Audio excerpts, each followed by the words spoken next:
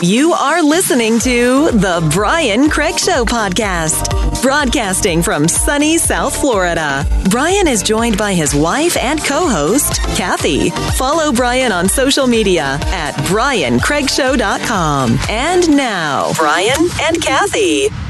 Welcome to the program, everyone. I'm Brian Craig, always joined by my wife and co-host, Kathy.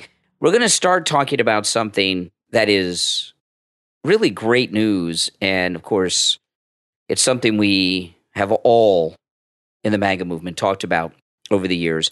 CNN has fired Brian Stelter. They have fired Brian Stelter, and there's many articles about this, but I'm going to read one from the Daily Mail. CNN's woke purge begins. Media hall monitor Brian Stelter is out as the new boss of CNN cleans house days after Jeffrey Toobin, who was, had that little incident, is out. Is Don Lemon next, they ask. This is really a very interesting thing. Brian Stelter, I don't know where this joker came from. But he... The New York Times. Yeah, briefly. There. No, he was there briefly in a low-level position. He wasn't like some big to-do at the New York Times. You can deliver the newspaper on your bicycle, and I'm at the New York Times. It just, you know what I mean? He definitely doesn't have a face for TV. No, he has a face for radio. Okay, not even that. Yeah, but he's even too ugly for radio. The thing with Brian Stelter, what has been going on here in the last few months is just amazing. Brian Stelter, in my view, has been the biggest bully in media history. Mm-hmm. What Brian Stelter has been all about was destroying people. And I've heard stories of him actually personally calling executives at Twitter to get people banned from Twitter because he didn't like what they were tweeting. And, Brian Stelter is, he's a dork. He's a geek. He's a nerd. And he's been that way all his life. He's felt like an outcast. And now he felt like he was king of the world.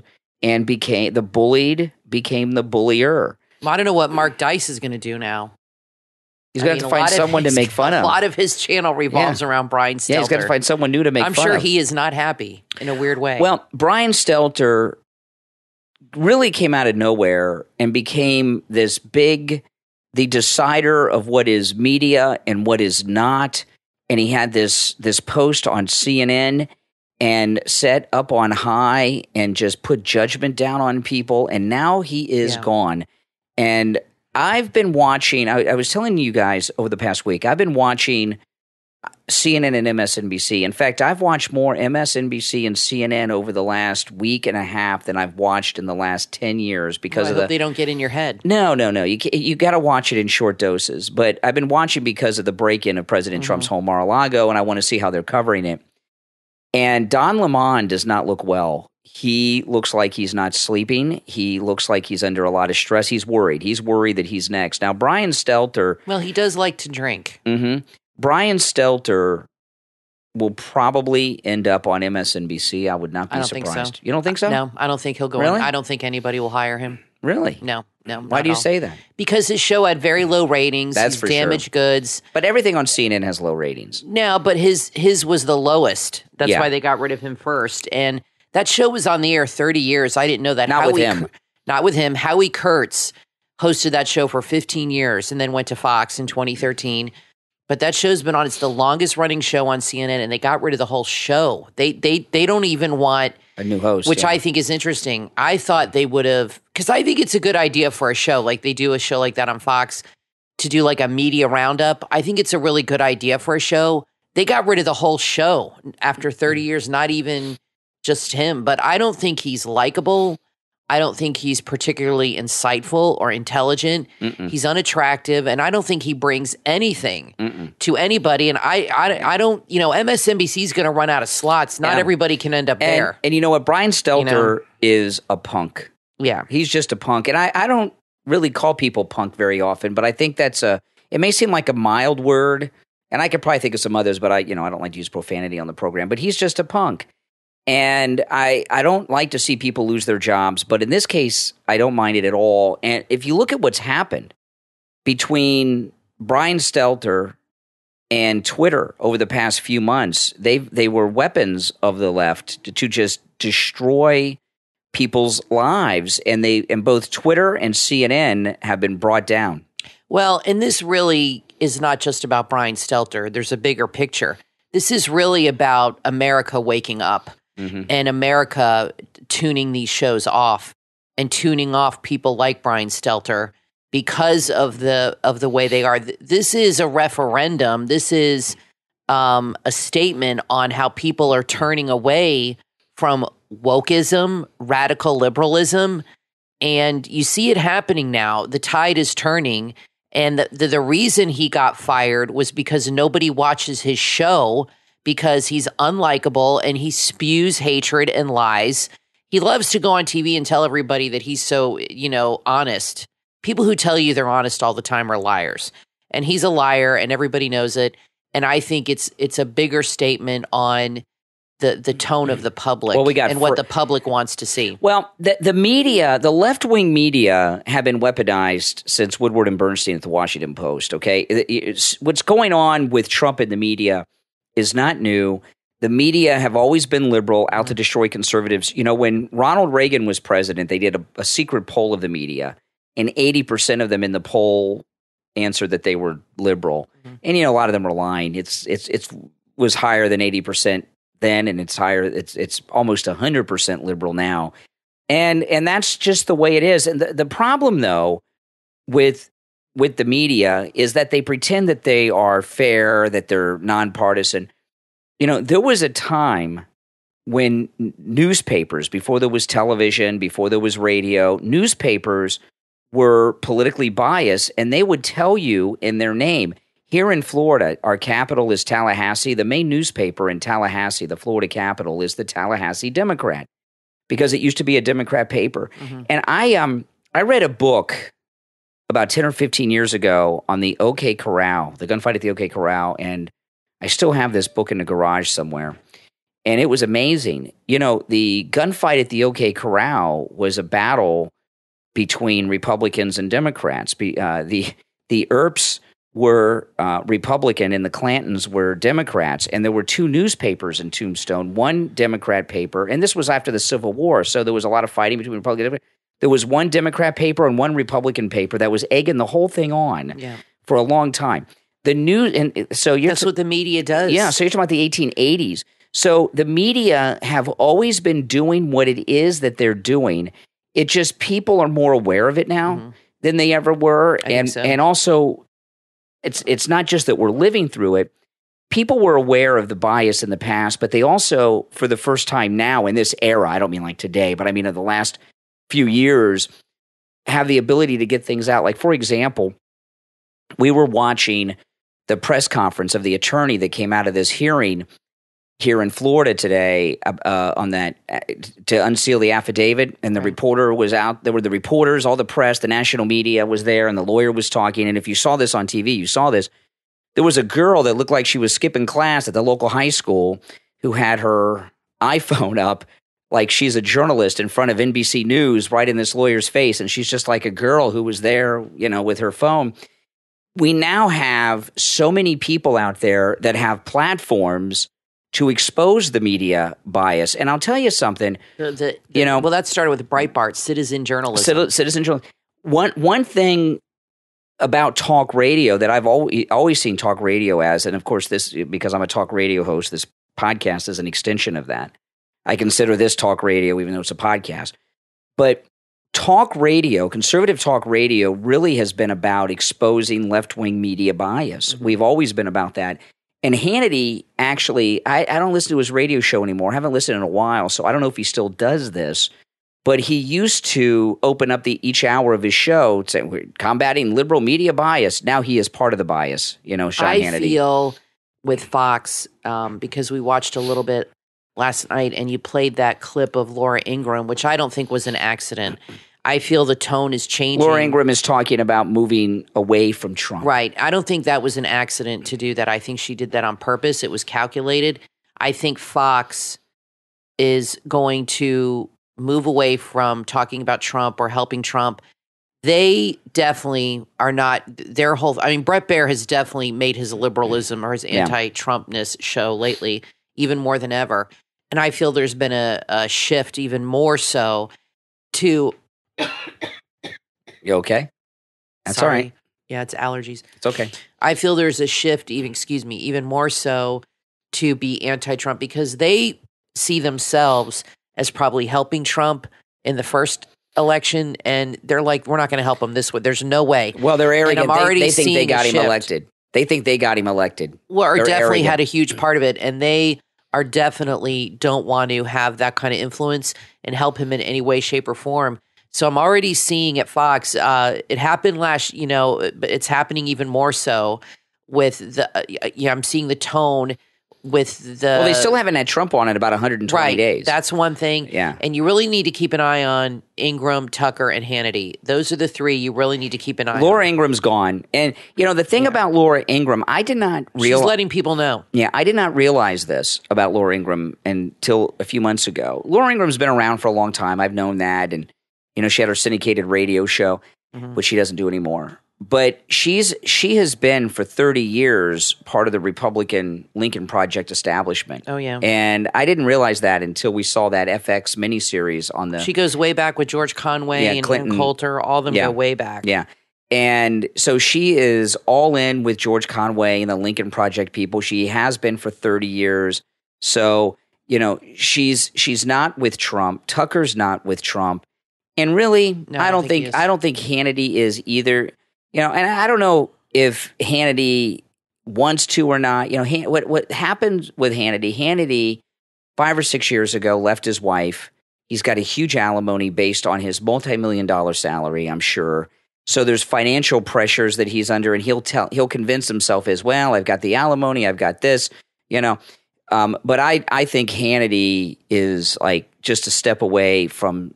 Moving away from Trump too, like Laura Ingram and Alex I said Jones that are months doing. ago. I noticed like a change in the tone, and none of these people are going to put their careers on the line for Trump. That's not going to happen. And you're going to start seeing a shift if you watch those shows.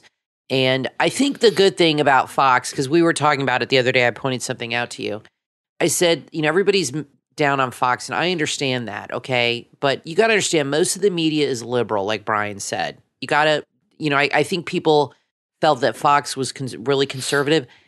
The people there really aren't. They have a conservative bent because it's lucrative for them, and they know their audience. And Tucker and Laura and Hannity, they play to the audience. Because that's why their shows are number one. But you have to understand, they're into making money. I mean, it's a business.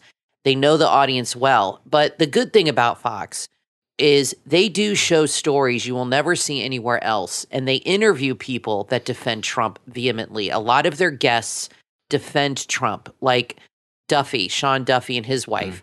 Some of the hosts on the weekend, Pete Hegseth and other people, and a lot of the guests they have on really point out the problems with Biden, the problems with the left. They will discuss and expose things that other media outlets will not do. And like I said, they have a lot of guests on that will defend Trump and promote MAGA and things like that. So don't just concern yourself with the hosts.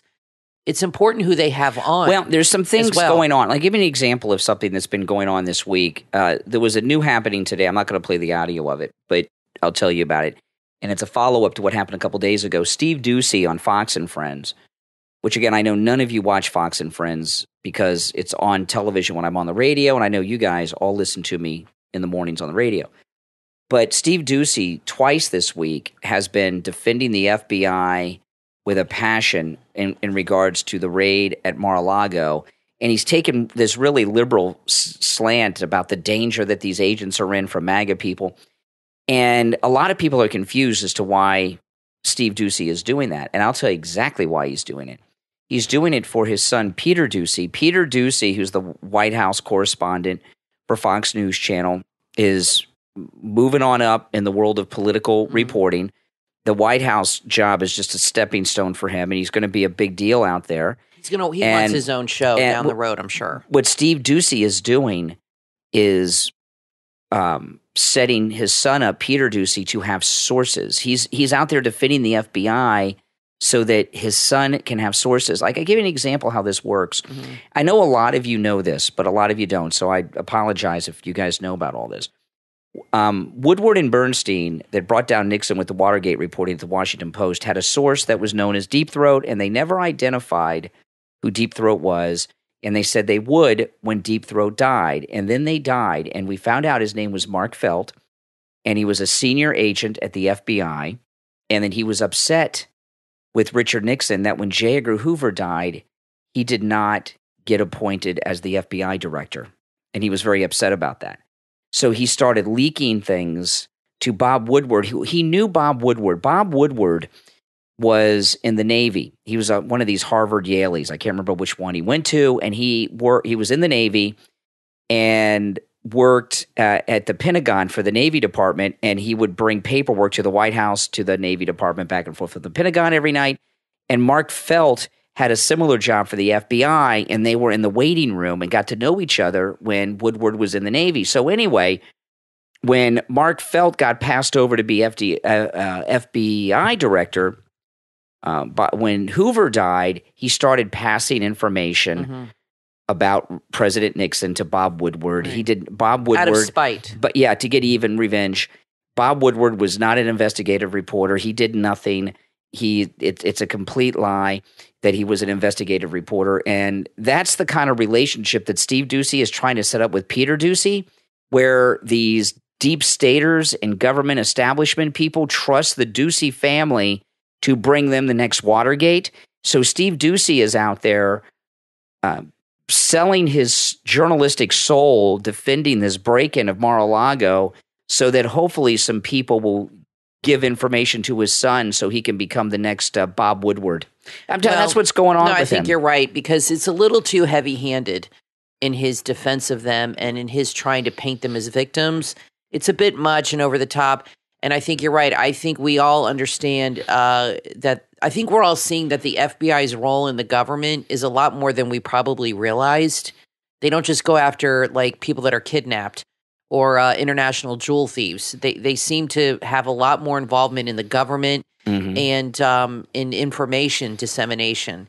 And I think you're right. I think that he wants to – it's kind of letting them know that we are an FBI pro family. And you're right. There's a lot of connections, and they're part of the swamp. That's right. The Duceys are now a part of the swamp. He's letting them know. He's letting them publicly know, because it's a bit over the top this week with his defense of them and going on and on about it. He talked about Rand Paul with it today, and it's just getting a bit much. It's too much, yeah. And that's what's going on with Ducey. Yeah, I think you're right about that. You cannot trust anyone with Washington connections. No. And I've seen how there have been people, like I give you two examples that everybody used to like: Glenn Beck and Sean Hannity. Sean Hannity and Glenn Beck were loved by everyone. Remember, Glenn Beck back in 2010 had that massive rally at the Lincoln Memorial that I've never seen any radio guy do. And what happened with the both of them, it's fame and fortune, and then they get friendly with all these politicians that work in the government. Yeah. And the next thing you know, they're saying things on the air to help their buddies. And what these people in the media, like we're talking about this betrayal of Fox News, everyone likes to blame the Murdoch family. They have a role in it, and Paul Ryan has a role in it. But there's a reason why these people that work at the cable news channels make ungodly amounts of money. They are so overpaid. And the reason that they're so overpaid is so that they can control them. They don't want to, Hannity's making like $50 million a year with his Fox gig and everything. He doesn't want to rock the boat on that. So they can control Hannity and his messaging because he's not going to rock the boat of a $50 million a year job. And it's the same thing with Brett Baer. Brett Baer, Kathy, you showed me Brett Baer's wife on Instagram. Yeah, he's got to keep her in plastic surgeries. They spend a lot of time down here in Palm Beach, not far from Mar-a-Lago, and there's a lot of stuff on Instagram. They're at the most expensive, elite places where only the millionaire, billionaire people Brian, go. Everybody has a price. So the reason they pay so much, some of these pundits that don't even have shows on cable news make six figures a year, and some of the ones that are just sideline people make millions of dollars a year on these cable news networks. You'd be shocked at how much money they make. And that's so they can control them. You know, the purpose of media, the purpose of news on television and newspapers, the corporate media, it's not news. It's to put out an agenda that benefits the international corporation that owns the media outlet. I would love to know with shows like Tucker and Hannity, it's all scripted, okay? So they have script writers, they have everything ahead of time. Do those scripts get pre-approved? Because sometimes they'll say things that I'm like, wow, I can't believe they let them say it's live this. TV, so sometimes things happen. Okay, but they do read off a script. I'm sure sometimes they go off script. Everything's approved. How much micromanaging do you think goes on? A lot. Because these shows have I would think 20 people that There's a lot work of on them. money riding on it. Yeah, a lot of money riding. There is only one... I know some people don't like Newsmax. I understand. Okay, you know, Bob Sellers is a problem over there, but I like Newsmax a lot. He's the only one I don't like. I'm a big Newsmax fan, and I was down for a long time on OAN, and now that they've been banned from everything, I listen to them. You know, you can listen to OAN on Alexa. You just have to ask Alexa to play One American News, and Alexa will play it for you. So I've started listening to One American News on Alexa, and it's very good. I think they've improved what they were doing on television. I like Newsmax, but other than Newsmax and One American News, there is only one television news outlet that I trust and that I pay attention to: Sky News Australia. Not Sky News UK, and I know Sky News is Fox News and all of that, News Corp, but Sky News Australia is really, really good. And I watch them on YouTube and follow their YouTube channel, and they cover all the stories in American politics. In fact, I saw this Sky News Australia guy at Mar-a-Lago when I was there last week, one of the times I was up there. So Sky News Australia, One American News. Yeah, they're very good. And Newsmax TV, that's it. The others you cannot trust. And you know, you can watch them, but don't trust like you them. always tell people, you know, you should watch a lot of other things, but, you know, watch it with a grain of salt. Obviously, understand you got to consider the source and understand it's okay to watch something and to listen to people that you don't agree with. It's okay to do that. You have a brain in your head. You can discern what's real and what is Memorex and what makes sense and what doesn't. You have common sense. It's okay to watch these things. I personally can't stomach MSNBC. I leave the room when Brian puts it on, but he has to watch it for his job. But, you know, I do watch different news shows and things like that, and there are times when I'm like, this is ridiculous. I mean, come on, and boom, flip the channel, or I'll just hit mute or something. So, you know, it's okay to watch things and all this stuff in different media outlets, like you said, but just, you know, discern for yourself what makes sense and what doesn't make sense. That's right. And consider the source. That's obviously. right. Now, another person you could trust, of course, is the inventor of the MyPillow, Mike Lindell. And, you know, Mike Lindell, you guys, you listen to this program, you know, Mike Lindell has been hit personally and in his business harder than is even really measurable, right? He's been canceled by all the major retailers that were carrying MyPillow products. And the only thing that's kept MyPillow going are people like you and Kathy and I who continue to buy their products. You know, on our bed here at home right now, because we're broadcasting from the marital bed again, like we were yesterday. We have on our bed right now, we have 1, 2, 3, 4, 5, 6, 7, 8 MyPillows, and these are not even all of our MyPillows. We have MyPillows on every bed in the house. Got some MyPillows in the closet. We've got MyPillows everywhere. Plus, we got a lot of other MyPillow products like the MyPillow sheets, the MyPillow 3-inch mattress topper, the MyPillow pet beds, the MyPillow towels, the MyPillow slippers I'm wearing right now. What did I leave out?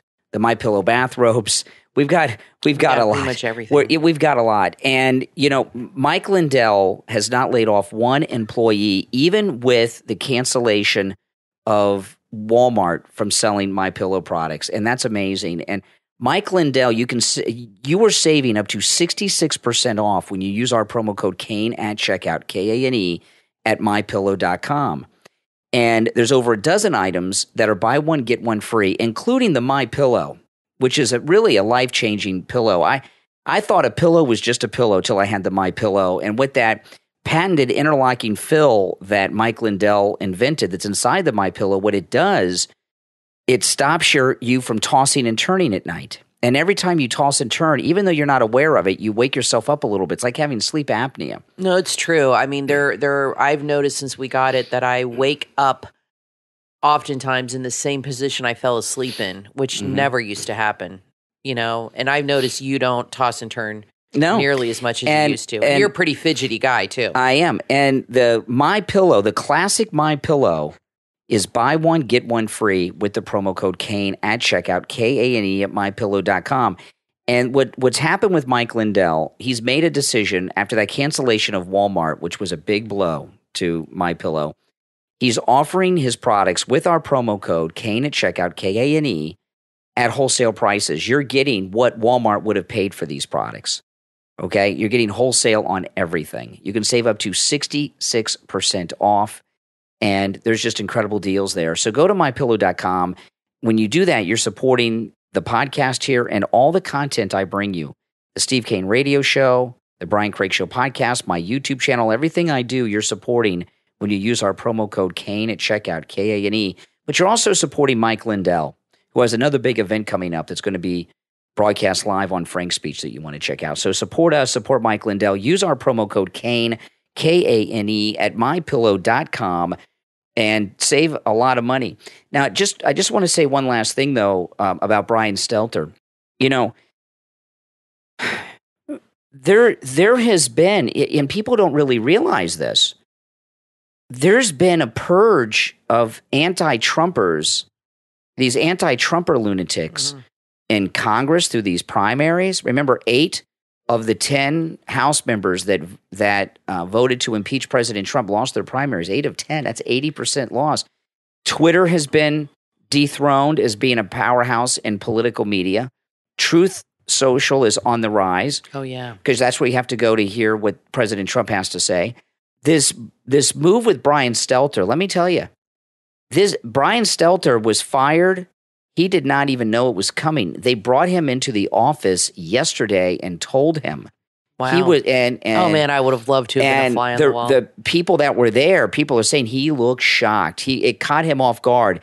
And let me tell you, the rest of the people at CNN are terrified right now. Yeah, because he's a pretty well known guy and one of the top guys. Well, with what you said, Breitbart has an article. I put it in your Facebook group. This came out, I guess, yesterday. They're calling Donald Trump the dynasty killer. Mm-hmm. No more Bushes, Cheneys, McCains, or Clintons. He destroyed, well, I will say this, Liz Cheney destroyed herself. And well, she was doing the work of her father in the Bushes. Well, by doing this what she's doing, she really destroyed her own career. She chose her path. But because of Donald Trump and her obsession with him, he really did destroy. You had Carrie Lake with the McCains. He destroyed 4 political dynasties in the Republican Party. Mm-hmm. That is not insignificant. That is remarkable. And like I've said on yesterday's show, over the next 2 or 3 or 4 political election cycles, which he will be extremely involved in, you're going to see the entire Republican Party be reshaped in his image. Yeah. And that's what he wants to do. And by the time he gets in again in 2024, he is going to have a very MAGA-friendly Republican Party to work with him much more. And I promise you, he knows where all his enemies are now, and he's going to go into Washington kicking ass and taking names. Trust me. It'll be a totally different story. He won't trust anybody. He'll know exactly what's going on. I'm watching some of this analysis and all the different cable news, and they're like, oh, well, if you cross Trump, he gets rid of you. Here's the thing.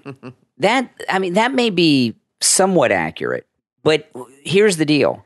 President Trump represents us. He represents us. And when you cross Trump, you're crossing us. And, this thing with Liz Cheney, okay, Liz Cheney now has a fantasy. And Liz Cheney's fantasy is she's going to run for president. She knows she can't win, but she thinks that since she's going to run for president, that she's going to be able to take to the debate stage in Iowa and New Hampshire and all these debates and be on stage with Donald Trump. And then she's finally going to be able to expose him as what he is. Here's the problem with that, okay? To be in these presidential debates in any presidential debate season, you have to have in the polls a certain amount of support, which she is never going to be able to garner. Right, to even make it to she that won't step. qualify to be in the debates. No, she won't. But this is really an amazing thing about this sickness, because I think Donald Trump's woken us up to a lot of things, right? But I think the biggest thing that Donald Trump has woken us up to is that we have not been living in a free country, that it's been an illusion. We've been in the Matrix. That's this red pilling thing. Even those of us that were conservatives before President Trump came down the escalator, and what we're having with the Cheneys and everyone, they're trying to get us back on their plantation and get us under control. Right. And they just would have been better off if they would have left him alone, let him have the 2 terms. He's not a young man, and of course he'll endorse, and there'll be others. But if they would not have continued to go after him like what they've done they now. Keep poking the bear. And they can't stop. They keep poking. That's right. They keep poking the bear. They can't stop. And guess what? Bears fight back. And the more they poke, I agree with you. I think if they would have left him alone, and really none of the Russia stuff, none of this going after him, the which break has in been the Mar-a-Lago, completely fruitless, if they would have left him alone completely, I don't think he'd be trying to change the GOP. If they were friendly to him, why would he? That's right. He's doing it because they've been so... Which means they would have won. Exactly. Because he wouldn't have purged them. Exactly. If they would have left him alone and not made him an enemy number one, he wouldn't have been working so hard to overturn these seats, because he wouldn't need to, because they'd be friendly with him. Well, here's what they're doing now, right? They're creating their own problems. On yesterday's show, we were talking about this thing with Pence. He wants to testify at the January 6th Kangaroo Committee. So they have a couple of schemes going on. Their next scheme, they're always scheming, right? Yeah. They always got a scheme. Yeah. Their next scheme is to have Pence come and testify at the January 6th committee, which he will do. It'll be one of the biggest media events that we've seen in decades out of Washington. It will be like the days of Lewinsky. You really think he will? You really think he'll do it? He will. And it'll be a big event because no vice president has ever done that. And it'll be treated as a criminal case where he's testifying against his own president. That's going to fizzle, okay? And then the next thing they're going to do is... that would be a horrible And you can see idea. what they're doing. So their scheme after that, they're going to have all kinds of little schemes to try to keep Trump off the ballot and everything else. And I've got something after the break, which is hilarious, that you won't want to miss. But they've got a lot of little schemes, but their scheme when he runs is to have both Pence and Liz Cheney running and have the debates where Pence and Cheney are tag teaming, exposing Trump in the Republican primary debates. They have all these fantasies, all these schemes. If they would just leave him alone, they would better serve their means. This break-in of Mar-a-Lago, right? They got nothing. Everyone knows it. They're fighting releasing any information. Everything they've done makes him stronger and more. There are people who 2 weeks ago hated Donald Trump that now have woken up and been red-pilled and realized that every accusation against him was false for the first time. I think so. And because they saw what happened at Mar-a-Lago. I know that's crazy, but it's true. I think that really frightened people. The Mar-a-Lago reaction? Yeah, I think people that were either lukewarm or not loving Trump or just kind of not too involved in politics, not terribly interested.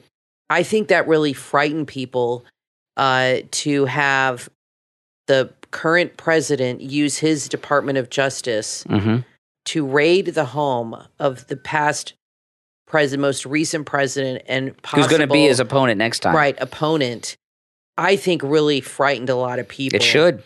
And it should. And anybody who defends that action is crazy. And what's going to happen is it's going to really look bad when they produce nothing, which they have not. Because I promise you, if there was anything, and the left are just making themselves look so bad with all this talk of espionage and all these stupid fantasies and speculation. But if they had found something, we would know by now. No doubt. It's been a week. We would definitely know. Just like with his taxes. They've had his taxes for a year. Have you heard about that? All they talked about were his taxes. If we could just get his taxes. And Trump would say, look, I'll give them to you, but they're not done. They finally got his taxes. Have you heard anything about that? No, because there was Have nothing they come in out there. and said anything? If there's no news to report, trust me, that means they've got nothing. That's because right. if they had it, they would tell you, like on a 24-hour loop. Yeah, that's right. Now, listen, we're going to take a quick break. When we get back, there's a lot more to talk about. Don't go anywhere. I'm Brian Craig, always joined by my wife and co-host Kathy. We will be back right after this.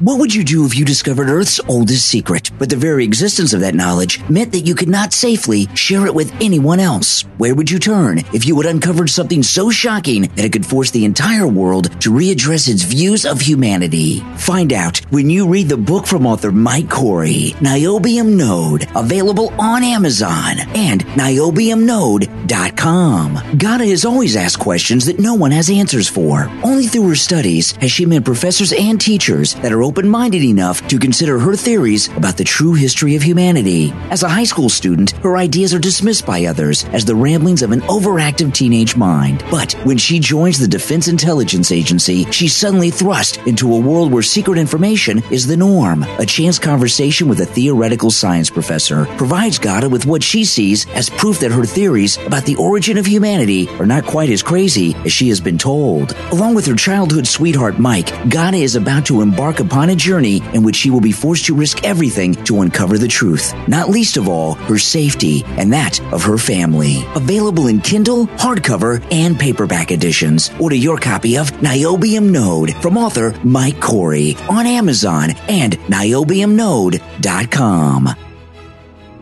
Would you like to be a part of the next crypto trend? Then go to antarcticlands.org and take a look at Antarctic AAL token. It's launching September 15th, 2022. Sign up to receive 100 free Antarctic AAL tokens. Request citizenship now before it's too late. There's only a limited quota of free AAL tokens, so hurry up. AAL is a global project of the Antarctic Lands Organization that aims to use cryptocurrencies and blockchain to support and develop green activities, and environmental protection. What are you waiting for? Play your role in saving Antarctica. Apply for free citizenship and help prevent Antarctica from becoming the victim of an environmental tragedy. AntarcticLands.org. That's AntarcticLands.org.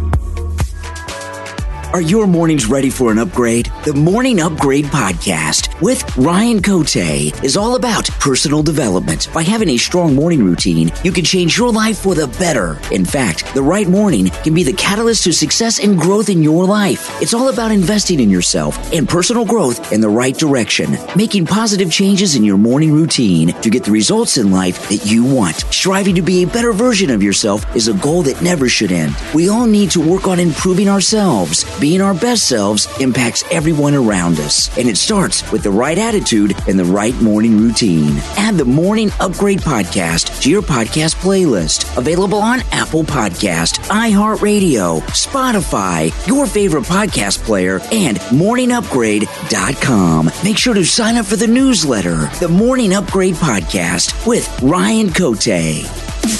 You are listening to the Brian Craig Show podcast, broadcasting from sunny South Florida. Brian is joined by his wife and co-host, Kathy. Follow Brian on social media at briancraigshow.com. And now, Brian and Kathy.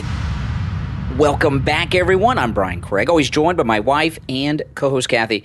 So, Joe DeGenova, I love the DeGenovas. Oh, yeah, they're awesome. And Joe DeGenova was on Greg Kelly last night on Newsmax. And Greg Kelly's my favorite, but his show, when they did the time slot change, he's on at 10 o'clock at night now. We record it now and watch it the next day. Yeah, but I don't watch it as much as I used to.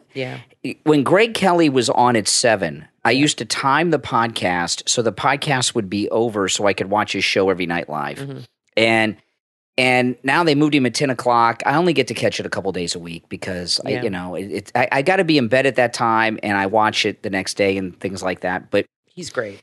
He's the best. And he's actually, he beat in 7 o'clock Fox in the ratings, and that's why they put Jesse Waters there. And I think they put him up against Laura Ingraham to try to bring her down. But anyway. Well, I think that's going to work after what she said about Trump. Oh, yeah. So anyway, last night, Greg Kelly on Newsmax TV had Joe DeGenova on.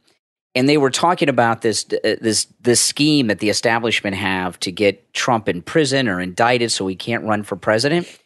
And Joe DeGenova, who is a brilliant lawyer, and he's not just a brilliant lawyer, he's one of these Washington insider lawyers and knows how everything in Washington works and how the laws work involving people running for office. And, you know, the laws are made by these sleazy, slimy politicians over the years, and they make the laws so that they can do all their sleazy, slimy business. And Joe DeGenova talked about what happens if Trump goes to prison, gets indicted. What's going to happen? So listen to this. This is Greg Kelly last night, Joe DeGenova. Merrick Garland is now crazy. He is going to indict Donald Trump. They're going to figure out some... Okay, now, I won't interrupt this anymore. I just want to say this. When I know everyone's saying Trump's going to get indicted by Garland. When DeGenova says this, he knows it for a fact because he has contacts at all agencies of government. So he knows that this has already been done. They probably already have the indictment done. So he's talking from it's not just an opinion or analysis, it's from a factual viewpoint, okay? Merrick Garland is now crazy. He is going to indict Donald Trump. They're going to figure out some charge because they want to harm him, to ruin him, to basically cut him off at the knees so he can't run for president. This is one of the most abusive attorney generals in history. This process is arrogant, abusive, an affront to the Constitution. They are going to indict Donald Trump. Merrick Garland has lost his senses. But I think you pointed out last week, if they do indict him, crazily enough, I mean, if they're crazy enough to do it, that doesn't render him ineligible to run or even be president? He can, listen, Eugene Debs ran for president from a federal prison. There's no reason that that's going to happen to Donald Trump. He's not going to be in a federal prison. But if he's indicted, he will run for president. Wow. Okay, so Joe DeGenova is saying that Trump could run and win from prison. I've heard a few attorneys say that as well. That's amazing. There's nothing in the Constitution about that. That's crazy. Isn't it? I love it. And Trump will do it, too. In a way. He could campaign from prison like Biden from the basement. I think almost in a way, not really, but almost in a way, kind of in a way, I think Donald Trump wants them to put him in prison so that he can run and win from prison. Know about that. In a way, like in a fantasy. Here's the thing, the way that Trump sees it. Isn't that hilarious? Here's the way it is. Every time they go after him with something, it only helps him in the poll. It only helps him politically. It helps him. He gets more popular. He gets more support. He brings in more money. Every time they've done this, it is a positive for Trump. Yeah. And they're looking more and more pathetic. And I don't understand how Democrats don't look at this angrily at their own party or at the media for being like, look, you're laying out all these promises and you haven't delivered on one. Yeah. I mean, when are they going to wake up and realize they're being lied to? They're being manipulated. And speaking of fundraising that Fetterman raised since the coup d'etat, we talked about the coup d'etat with Dr. Oz. I think Fetterman might win. He has raised $500,000 in like 24 hours because of the coup d'etat. Whoever is advising Dr. Oz, here's the problem with Dr. Oz. He's totally out of touch. Trump is a wealthy guy, but Trump has his feet on the ground. He's always been in touch with the average man, and he's much more politically astute because he was friends with all these politicians and donating money, and he knows how things work. I don't think Dr. Oz knows anything about politics. His world was medicine and TV. And I think he's just doing this because he's bored. Yeah, he's an elitist. And he's got a bit of an ego. A bit? I just don't, I hate to say this because we really told people to vote for him because you have to. Because Trump picked him. You have to vote It wasn't for Oz. our pick. He was Trump's pick. But I don't know if he can beat this guy. But what's the alternative for Pennsylvania? You bring in Fetterman and you have a communist running your state. It's a bad situation. Dr. Oz, they're very incompetent in his campaign. Yes, they are. Fetterman, there's audio of him talking about legalizing heroin, and he chased an innocent black man down the street with a shotgun a few years ago, and talked about it on TV that he did the right thing. And there's all kinds of things to go after him with that show what kind of sicko he is. Plus, he had a stroke on the primary night. I saw Fetterman speaking a few days ago. He can hardly speak because of the stroke. Yeah, we'll see what happens. I feel bad for the people there. They really they're in a pickle. It's a mess. So anyway, this thing with Joe DeGenova on Greg Kelly, I love that. Now, don't miss his show. Record it if you have to. It's really good. I don't know how many of you out there have experienced being around people that have severe Alzheimer's, but I do. I've had people in my family with severe Alzheimer's. My grandfather had it. Yeah, my grandfather had it too. Awful. He had it really bad, and every time I came in the house, I was 18 when he died. And you lived with your grandfather, lived with him. so you really know. I was 18 with my senior year of high school when he died, and when I would come home from school when I was in high school, he thought I was breaking in. He knew who Brian was, but he thought I was like 3 or 4 years old. They live in the past. Like my grandfather, it's pretty bad. He grew up in Canada, and he was always talking about Collingwood and stuff from, my grandma would say that's from his childhood, the things he would talk about. He didn't know who I was anymore. And because we live in Florida, 3/4 of the population have Alzheimer's. I mean, we have the oldest population in America. And God's waiting room, as and let me DeSantis tell you, likes to call it. I am not a doctor, and I'm not diagnosing. However, I saw Joe Biden sign this bill I saw it the other day. Yeah. And the look on his face, It was scary. in particular, his mouth Yes. and his eyes, that is the look of someone who has late stage, hardcore, severe Alzheimer's, where they're checked out. There's this glossy look over the eyes, this lost look on the mouth. It's when go and look at the video. It's when he hands out the pens that he signed the bill with. You could tell there's nothing upstairs. He doesn't know where he's at or why he's there. Pretty bad. He knows he's got these pens and he's signing something and he's handing them out. He is, and it's hard to feel sorry for Joe Biden because, I remember Joe Biden when he had his wits about him. He was one of the nastiest people I've ever seen. When he was in the Senate, he was the guy that always came out every day in front of the microphones and commented on whatever the Republicans were doing. And he was nasty and he was shouting. He had the worst hair transplants you've ever seen in your life. He's not a nice person. And he was mean, nasty, and a sleazy guy. I mean, just sleazy. Yeah. And it's hard to feel sorry for someone like that. But when I saw him handing the pens out, it reminded me of when my grandfather had late stage Alzheimer's, and it's really bad. And and he is not running this country. He's not running this country.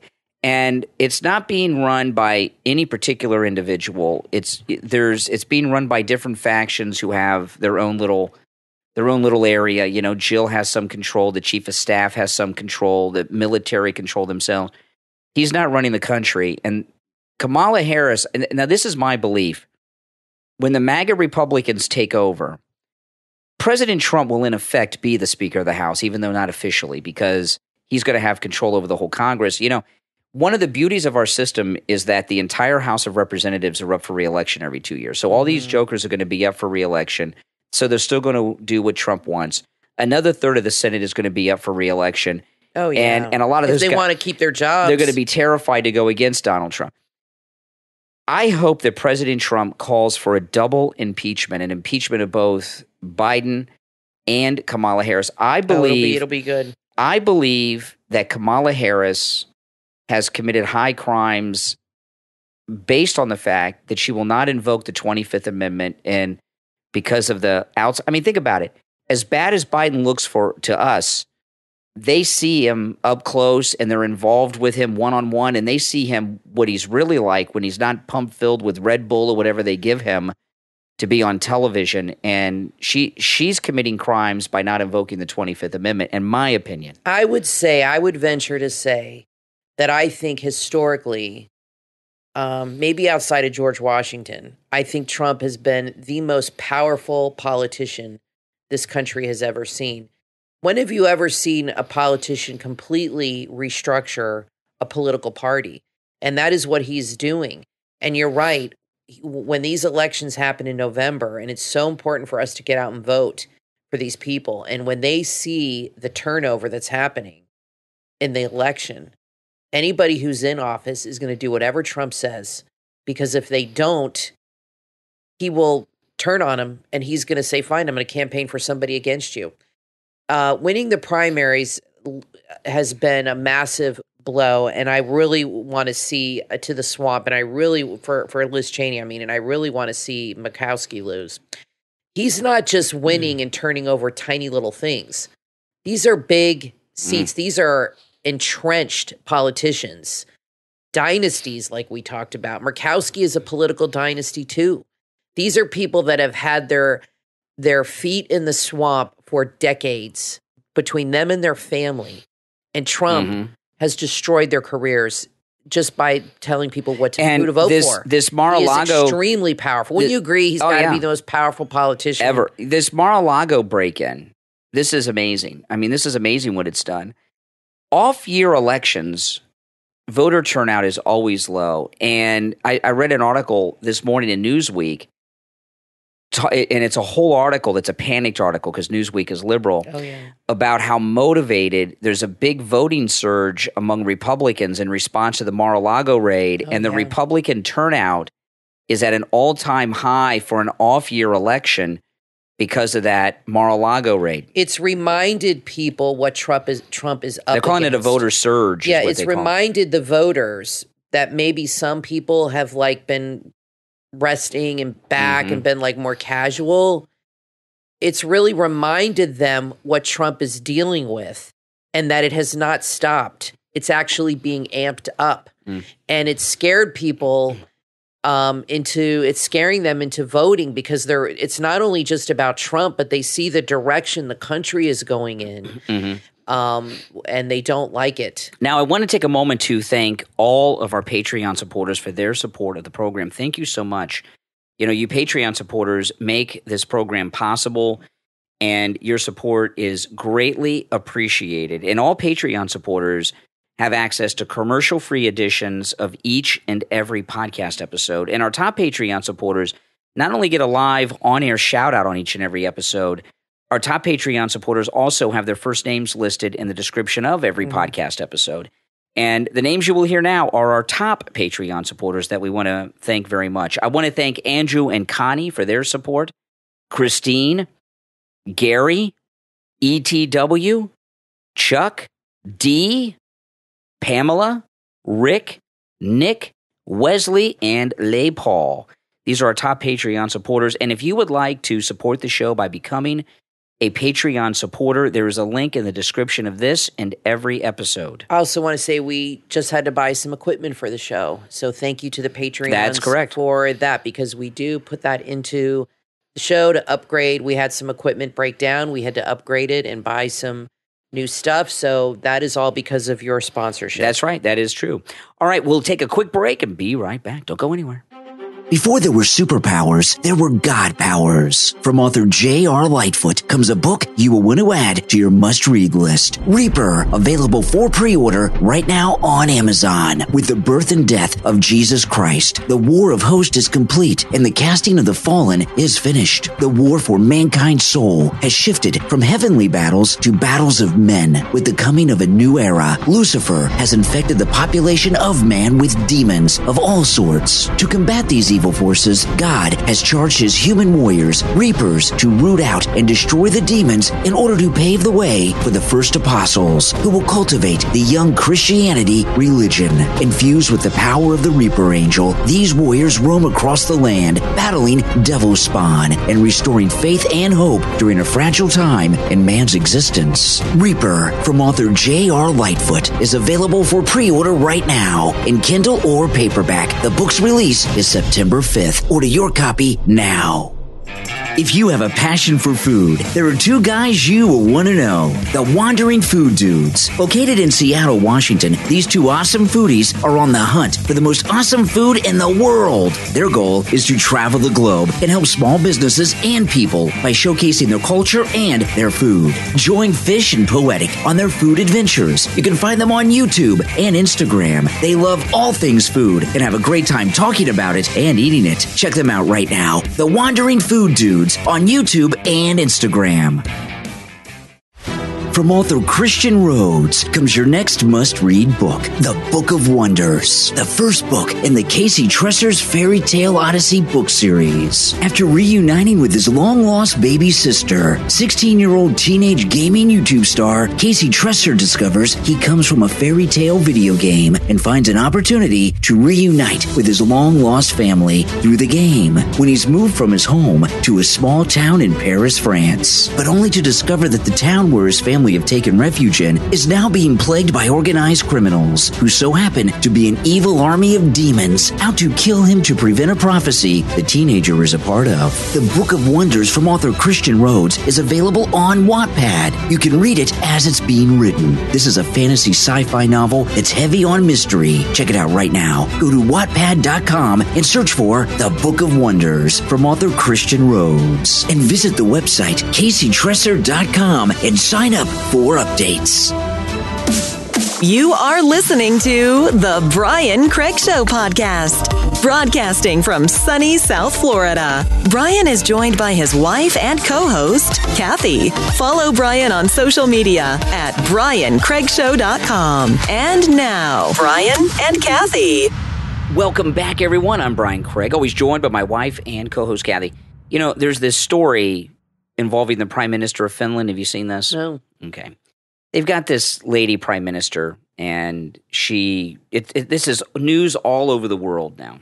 And she made this video where she looks like she's on drugs, partying in a club with a lot of celebrities that I don't know of. I guess they're celebrities in Finland.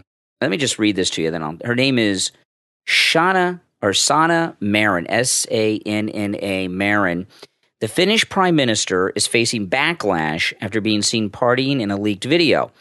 In a footage thought to be taken from social media, she and friends, including Finnish celebrities — what's a Finnish celebrity? I have no clue. — are seen dancing and singing. I didn't know there was such a thing. I guess.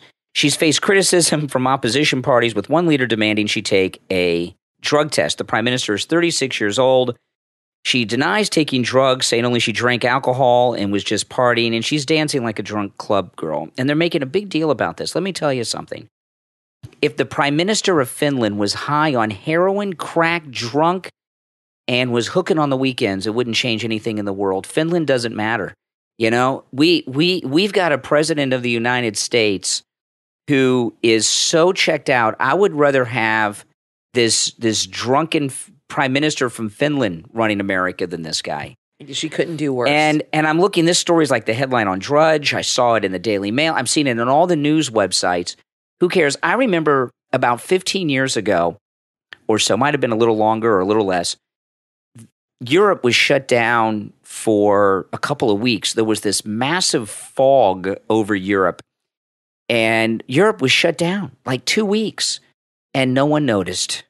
Because, with all due respect to our friends that listen in the UK and everything, no one noticed. And if Finland didn't exist tomorrow, who would notice? Well, we don't really. I'm sure it affects Europe, but we don't. What does that even really mean? Get any very little European news. Well, this is what I mean over here. Kathy. But look at Sky News in Australia. All they do is cover us. That's correct. Daily Mail is full of American stories. This is what I mean. It's not like that here in the American media. This is what I mean. In the last segment, we were talking about this bill signing with Biden the other day, where he's checked out. Oh yeah, it was really bad. There's a couple stories about that in the conservative press, like Breitbart, Gateway Pundit, all my favorites. I go to all these places, but it's not in the mainstream media. This Finnish prime minister is the 36-year-old prime minister of a country that hasn't contributed. What has Finland ever contributed to?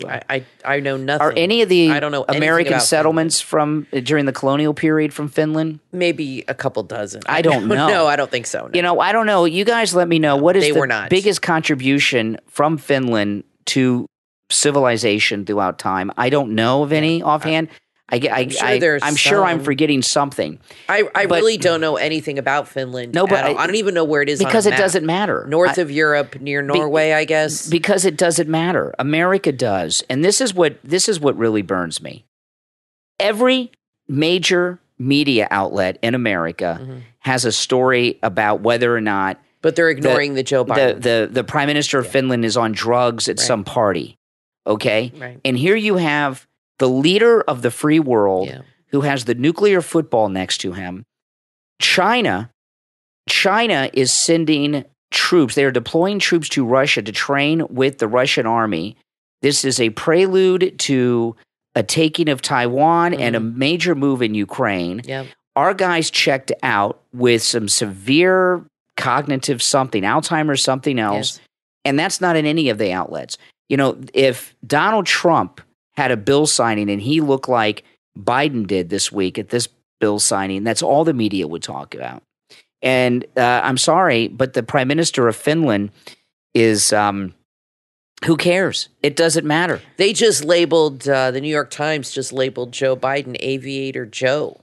I mean, what is he, 5 years old? Because he wears aviator Ray-Bans? You know, the media is really pretty sickening, and they really they don't even try to hide it anymore. They're pretty blatant. Their adoration of this lunatic. The sauna comes from Finland, so we wouldn't have saunas without Finland. Okay. Well, I don't use saunas, so I'm sure they've contributed in some small way to something. Society. I don't know. I'm looking through the whole Wikipedia on Finland, and how many people live in Finland? I don't know. I'm sure 12. It's a beautiful country. I don't know. But this is what I'm talking about. You know, the media, the government. They're working so hard to bring down Trump, who's not even in office right now. And here we've got the sickest person we've ever had physically in the White House, and there are no stories outside of the conservative media and people like us talking about it. You know, like for example, I remember when Ronnie Jackson, when he was President Trump's doctor at the White House, and they just had some obsession. They had convinced themselves that President Trump was on some kind of drug. They convinced themselves of everything. Yeah. Everything they say, they fully believe in. None of it is based in reality. They were telling themselves that he's obese, he must be on the verge of a heart attack. You know, he's a big guy, but he also wears body armor under his suits that make him look a little bigger. Yeah. Okay. And so Ronnie Jackson came out and did that press conference. After he did the physical of President Trump. Oh, no. They were talking about him having Alzheimer's, and he took the cognitive test. Remember? Right. They called they called on President Trump to take that Alzheimer's cognitive test. He took it and aced it. Ronnie Jackson came out not just with those results, but the results of his entire physical. And they thought they were out there talking for weeks, speculating that President Trump had Alzheimer's. So he took the test. We have a guy who really has it now, and there's no mention of it. Because he's a Democrat. That's correct. That's what it's all about. And Trump's a conservative. You know, when they gave Reagan a hard time too. I mean, I remember the media at the time, and I was only like 10 and in middle school and stuff. He was president till I was what? Until we were in high school. Yeah, till 88. 88. So all through high school, from 10 to 18. And so I remember, actually, I guess more than I thought. And I remember they would tell us that he had Alzheimer's all the time in his last year, 2 years. Total but lie. then you and I have seen interviews with him in his last year of presidency, and he was completely with it. And I said to you one day, I said, I thought, because I didn't watch the news a lot back then, but I heard, and I said to you, I thought Reagan had Alzheimer's. And you said, no, that was another media lie. And I never really realized it until I saw him. That's actually, right. You got to go to the source. That's right. I watched on YouTube a few weeks ago, in his last year in office, Ronald Reagan, I think, broke a record for interviews. And he talked about his whole, because he knew he was an older man. And I think he wanted to document his life story. So he did all these interviews from the White House talking about John Wayne and Hollywood and everything. And I could not believe how with it he was, because when he was president, I was Kathy, in high school, middle school, the end of elementary school, and so he seemed like a really old man to me then, and now I'm so old anymore. And I look back, and I was the same way as Kathy. I couldn't believe how with it he was like Trump in his last year in office. Yeah. He didn't have Alzheimer's, and you see this guy, it's scary. What's going on with Joe Biden is most definitely elder abuse, but it's also an abuse of this country, and it's dangerous. How does it go in these meetings that these news outlets have? Because they're obviously making a collective decision to not cover certain things and to protect him. So I think they're pretty open about it in the meetings. I'm guessing they have a morning meeting like they used to have those meetings, remember, with CNN that got on Project Veritas. I think they actually have meetings where they're like, we got to downplay this. We don't know how. What goes through their mind? You know what I think it is? It just dawned on me. They don't like this country anyway, so it doesn't matter if he's destroying the country.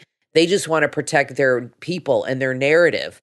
It's not like they're worried about America because they hate America. Well, I tweeted. You can follow me on Twitter at Brian Craig Show and on Truth, real Brian Craig. I did not put this on Truth. I maybe I should, but it's on my Twitter. The video of the bill signing with Biden. You know what? I'll make a short, and I'll put a short on the YouTube on my channel. YouTube channel. Yeah, do it. I'll put a short up today. Let me tell you, because of my family experience, I don't make fun of people with Alzheimer's. Yeah. I don't, and I never will. But your grandpa wasn't running the country. No, he neither was mine. No, he almost burned the house down a lot because he was a chain smoker and he had a recliner. It had so many burned holes in it. Oh my gosh. So at the end, we would just... What, did he put them out in the chair? He was just all over the place. So we would give him unlit cigarettes and he would smoke unlit cigarettes. He didn't know that they weren't lit. Wow. Yeah. I mean, that's how... So I don't make fun of people with Alzheimer's. That's pretty bad. Well, yeah, especially when it's someone in your family like your grandfather and you remember what they were like. Yes. So, you watch that. Kathy's going to make a YouTube short. Yeah, I'll do a short today. And upload it on my YouTube channel, Brian Craig on YouTube. And it's frightening. You know what? It's so weird because we watched this show on ID last night. And remember, the girl was beaten almost to death and she was brain damaged. Mm-hmm. He had almost the same, and she had that look on her face with her mouth open, kind of staring off into space. Yep. They showed her after. Mm-hmm. He had that same look. I'm not saying he's, but he had that same look of being lost. Yeah. Like looking around with his mouth with the pen, handing the pen around. It was bizarre when I saw it. Yeah, it was really, really, did not look like a guy who knows what's going on. This is what they tell themselves, and then we'll end here. But here's what they tell themselves in the media, at the White House, and the government. The president's just a figurehead anyway. The government really is run by the different agencies and the people in the bureaucracy. That's the kind of thing they tell themselves. Plus, he's not Trump, and we're saving the country from Trump. That's what they're telling themselves. Well, listen, we're out of time for today, but we will be back next time. I'm Brian Craig, always joined by my wife and co-host Kathy. Thanks for listening, and we will talk to you next time. Have you ever wondered what life's like for a first responder? Maybe you've thought about a career as a police officer or professional firefighter. Are you a first responder or just searching for a fun and interesting podcast to add to your playlist? Then check out Code 0.5. Hosts Jason and Rich have over 15 years of experience as first responders, and they have amazing stories to tell. Code 0.5 revolves around the host careers in law enforcement, fire, and as medics. Topics range from bizarre 911 calls to memorable arrests that they will never forget. Add Code 0.5 to your podcast playlist right now. Available on Apple Podcast, Spotify, and wherever you get your podcast.